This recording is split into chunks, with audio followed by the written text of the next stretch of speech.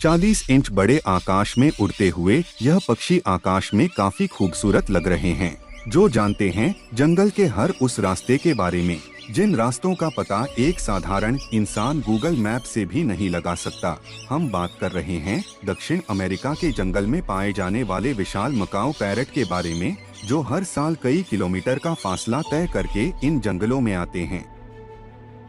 यह जंगल स्थित है मनु नेशनल पार्क के भीतर विशाल नदियों व घने वनों से ढका है। Manu national park 1.5 million hectare के इस विशाल पार्क में समुद्र तल से 150 से 4000 मीटर की ऊंचाई पर पाई जाती है। विभिन्न प्रकार की वनस्पति जातियां व जीव जंतुओं की प्रजातियां मनु नेशनल पार्क का आधा हिस्सा कवर है। हरे भरे पेड़ों से और इस हरियाली का राज है मनु नेशनल पार्क की मनु नदी। मनु नदी इस नेशनल पार्क को जीवन देती है और इसी नदी के कारण यह पार्क ऊर्जा से पूर्ण रहता है। यह जंगल जानवरों और पौधों की प्रजातियों की एक बेजोड़ किस्मों का घर है, जहां अभी तक पक्षियों की लगभग 850 प्रजातियों की पहचान की गई है। जीव जंतुओं की विभिन्न किस्मों के कारण यह जैव विविधता का मुख्य केंद्र है। मनु नेशनल पार्क अभी भी अनछुआ है। सड़क निर्माण प्रक्रिया व मानवीय प्रभावों से पार्क की संरचना और वोटर शेड के कारण इस जगह पर विकास करना एक चुनौतीपूर्ण समस्या है, और यही समस्या इन पेड़ पौधों और जीव जंतुओं की प्रजातियों को मानव विकास की भेंट से बचा सकती है।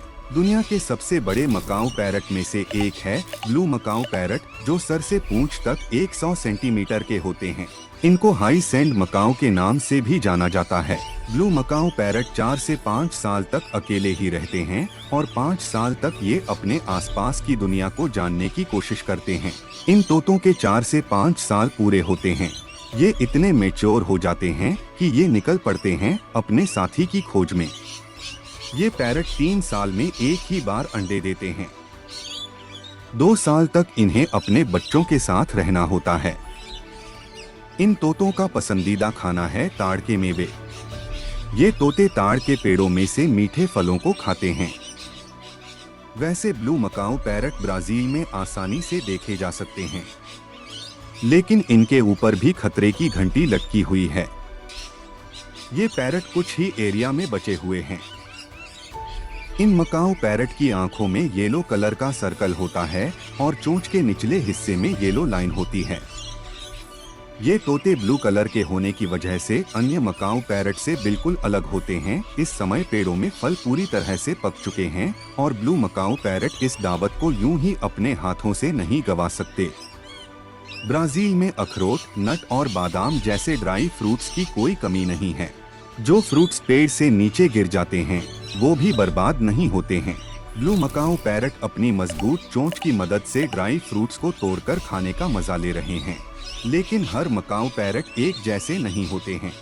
ये है scarlet macaw parrot. Scarlet macaw parrot blue macaw parrot से बिल्कुल अलग होते हैं और इनके कलर भी एक दूसरे से अलग होते हैं। Scarlet macaw parrot blue macaw parrot से आकार में थोड़े छोटे होते हैं। स्कारलेट मकाओ पैरट लगभग 34 से 38 इंच के होते हैं। वैसे तो स्कारलेट मकाओ पैरट दक्षिण अमेरिका के जंगल में पाए जाते हैं।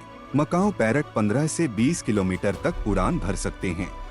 स्कारलेट मकाओ पैरट की उड़ान का एक ही उद्देश्य होता है, सिर्फ भोजन की तलाश। जंगल में हर जानवर ऐसे स्थान की तलाश करता है जहां उसे पर्याप्त भोजन मिल सके। हालांकि इन तोतों की भोजन सूची में मुख्यतः फल व कीड़े मकोड़े होते हैं, या फिर यूं कहें कि ये पक्षी सर्वाहारी होते हैं और दक्षिण अमेरिका के इन वर्षावनों के जंगलों में भोजन की कोई कमी नहीं होती है। अमेज़न के जंगल का निचला हिस्सा ढका है विशालकाय पेड़ों से, जहां सूर्य की किरण मुश्किल से जमीन को छू पाती है और जमीन का ये हिस्सा बसेरा है। कई छोटे जीवों का जंगल में हर जीव जंतु माहिर है, या तो शिकार के रूप में या शिकारी के रूप में। जानवरों की ये जंग इस जंगल को सदैव स्वस्थ व हरा भरा रखती है और यह संतुलन इस जंगल की पारिस्थितिकी तंत्र को स्वस्थ रखता है। हालांकि मकाओ पैरट के बड़े बड़े समूह ही यहाँ भोजन की तलाश में नहीं आए हैं। इनके साथ अन्य पैरट की प्रजातियां भी आई हैं, जिनमें कुछ छोटे आकार के तोते भी शामिल हैं। वैसे तो जंगल की हर चीज की नॉलेज हर जीव को भली भांति होता है, लेकिन मकाओ पायरेट्स इस हुनर में कुछ ज्यादा ही शामिल है। इस समय ये जंगल सिर्फ इनकी चीख चिल्लाहट से ही गूंज रहा है। मकाओ पैरेट सबसे अधिक शोर करके इस जंगल को अपनी मौजूदगी का संकेत देते हैं। इन तोतों का वजन लगभग 2 किलोग्राम तक होता है और इनकी चोंच का हिस्सा इतना कठोर होता है कि यह नारियल जैसे कठोर फल की भारी परत एक बार में ही तोड़ सकते हैं। तोतों की लगभग 370 प्रजातियां होती हैं और इन 370 प्रजातियों में से सिर्फ मकाओ पैरेट ही सबसे बड़े आकार के होते हैं। मकाओ पैरेट सामाजिक होते हैं और लगभग 30 सदस्यों वाले झुंड में रहकर एक समूह बनाते हैं। यह मकाओ अपने जोड़े की तलाश में है और शायद इसको एक साथी भी मिल गया है, लेकिन अभी इसका पूरा काम नहीं हुआ है। इसको थोड़ी और मेहनत करनी होगी ताकि यह नर इस मादा को पूरी जिंदगी अपना साथी बना सके। मकाओ पैरेट का जीवन काल 70 से 80 वर्ष तक होता है, यानी साधारण मनुष्य के समान 70 से 80 वर्ष तक यह जीवित रह सकते हैं। अगर मनुष्य इन्हें पालना चाहे तो यह मनुष्य के पूरे जीवन काल तक उनके साथ रह सकते हैं। मादा मकाओ पैरेट साल में 2 से 4 अंडे ही देती है और अंडों को 15 दिनों तक सेका जाता है। जब मादा अंडों को सेक रही होती है तब नर भोजन का प्रबंध करता है और मादा को भी भोजन की सुविधा प्राप्त करवाता है। 105 दिन के होते ही बच्चे उड़ना शुरू कर देते हैं और 1 साल तक अपने माता पिता के साथ रहते हैं। मकाओ पेरेंट्स का पेट भरते ही ये निकल जाते हैं ऐसे स्थान की खोज के लिए जहां इनको विटामिन डी से भरपूर मिट्टी प्राप्त हो सके। इनका यह व्यवहार थोड़ा अजीब है, लेकिन इनके बड़े बड़े झुंड आ पहुँचे हैं नदी के इस किनारे पर। लेकिन यहाँ पर भी मकाओ बर्ड्स अकेले नहीं आए हैं। यहाँ पर भी छोटे तोतों की प्रजातियां मकाओ पैरेट के साथ आ पहुंची हैं। यह मिट्टी इनके लिए सोना है। ऐसा माना जाता है कि जब ये तोते फलों के साथ साथ कुछ जहरीले फलों को भी खा लेते हैं तब ये इस मिट्टी को खाकर जहर के असर को खत्म कर देते हैं। ये लाल मिट्टी इन तोतों की पाचन शक्ति को मजबूत कर देती है और ये इस मिट्टी को बड़े ही चाव से खाते हैं। फिलहाल तो ये जंगल व्यस्त हैं। इनकी चीख चिल्लाहट से जैसे ही यह स्थान भोजन की कमी से जूझ रहा होगा या पर्याप्त भोजन नहीं मिल पाएगा, तब ये पक्षी इस स्थान को छोड़कर ऐसी जगह चले जाएंगे जहां फिर से यह तोते अपना पेट भर सकें। जंगल का यह संतुलन हर जीव को स्वस्थ रखता है। जैसे मनुष्य के हाथ में दिखाई देने वाली रेखाओं का पैटर्न अलग होता है, वैसे ही मकाओ पैरेट के कलर्स का पैटर्न एक दूसरे से अलग होता है। मकाओ पैरेट कई रंगों का मिक्सर होता है। इनके शरीर में दिखाई देने वाले विभिन्न रंग इनको और अधिक सुंदर बनाते हैं। ये मोर के समान ही सबसे खूबसूरत पक्षी है और सभी पक्षी प्रजातियों में से मकाओ पैरेट की सबसे बड़ी खासियत है कि ये अपना भोजन सीधा मुंह नहीं उठाते, बल्कि अपने पैरों का प्रयोग करके किसी भी खाने के वस्तु को अपने पाँव से उठाते हैं। हल्की मकाओ पैरोट्स की ऐसी कई प्रजातियां है जो संकटग्रस्त है। जलवायु परिवर्तन के कारण जंगल में उपस्थित इन पेड़ों में फल भी समय के साथ वृक्षों पर नहीं आते हैं और मानव विकास के कारण इन मकाओ पैरेट के प्रवास में भी काफी बाधाएं आ रही हैं। पूरी दुनिया में केवल मकाओ पैरेट ही इंसानों की सुख सुविधा का शिकार नहीं बन रहे हैं, बल्कि कई जानवर में उपस्थित अब तो इंसानों की विकास प्रक्रिया से लुप्त होने के कगार पर हैं। दक्षिण अमेरिका में स्थित अमेज़न जंगल व ब्राजील और ऑस्ट्रेलिया के जंगल एकमात्र ऐसे स्थान हैं जहां पेरिस की कई खूबसूरत प्रजातियां पाई जाती हैं। अगर हम बात करें कि मकाओ पैरेट का शिकार कौन सा जंगली जानवर करता है, तो हम आपको बता दें कि मकाओ पैरेट का सबसे बड़ा दुश्मन होता है जंगल की वाइल्ड कैट। वाइल्ड कैट घात लगाकर इन तोतों का शिकार करती है। हालांकि मकाओ पैरेट के झुंड में रहने के फायदे भी कई हैं, क्योंकि झुंड में कोई न कोई मकाओ पैरेट सक्रिय रहता है और बाकी आराम से भोजन या फिर एक दूसरे को सजाने संवारने में व्यस्त रहते हैं।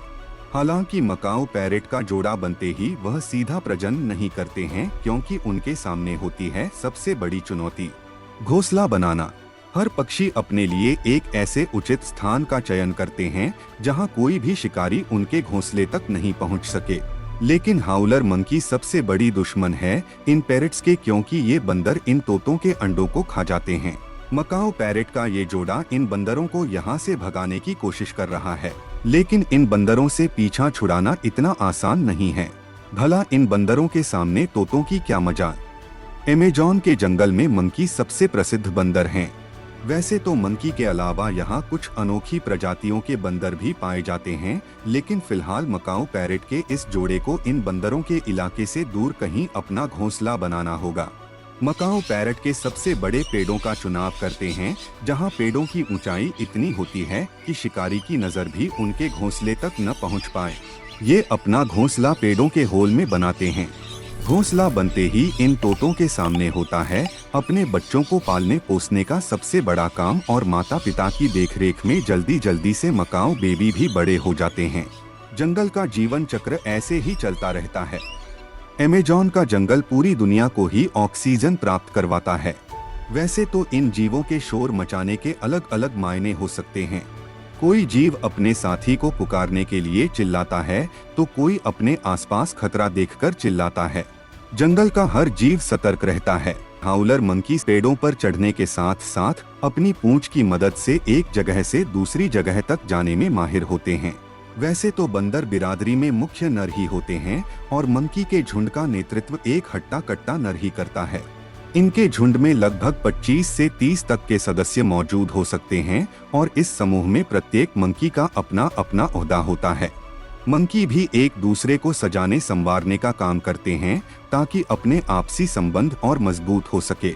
सही मायने में कहा जाए तो प्रत्येक जीव का व्यवहार एक दूसरे से काफी अलग होता है, और प्रकृति में प्रत्येक जीव का अपना अपना स्थान है। अमेज़न के जंगल में जो सबसे मशहूर है वह है अंजीर का पेड़। अंजीर का पेड़ एकमात्र ऐसा पेड़ है जो सभी जीवों को आसरा और भोजन मुहैया कराता है। छोटी सी चींटी से लेकर बड़े बड़े जीवों तक अंजीर का पेड़ एकमात्र भोजन का स्रोत है। जब जंगल में खाने की कमी महसूस होती है तो सभी जीव पक्षी अंजीर के पेड़ों की खोज में निकल जाते हैं।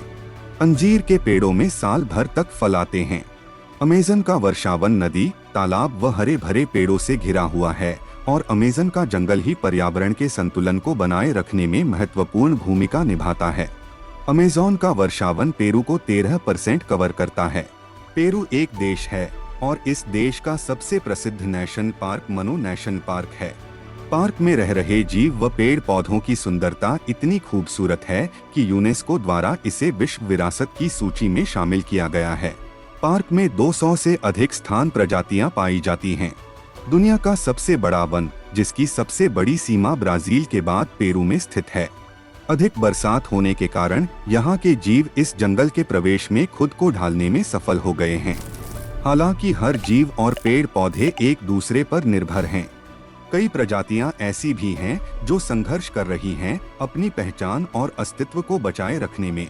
मौसम और चारों ओर की प्रकृति में निरंतर बदलाव के कारण सबसे चुनौतीपूर्ण कार्य है खुद को बदलते मौसम के अनुकूल ढालना, और जो इस काम में असफल हो गया उसका अस्तित्व इस पृथ्वी से हमेशा के लिए मिट जाएगा।